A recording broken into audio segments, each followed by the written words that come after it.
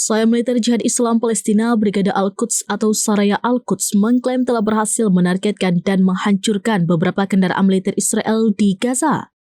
Serangan ini dilaporkan menewaskan seluruh tentara yang berada di dalamnya. Mengutip Al-Mayadin, pernyataan terbaru Saraya Al-Quds ini dirilis pada Selasa 19 Agustus 2025. Menurut pernyataan tersebut, pada Minggu 17 Agustus, mereka berhasil menghancurkan sebuah kendaraan militer Israel di dekat Aula Al-Nujum di lingkungan Al-Zaitun bagian selatan kota Gaza. Serangan ini dilakukan menggunakan alat peledak berdaya tembus tinggi yang telah ditanam sebelumnya.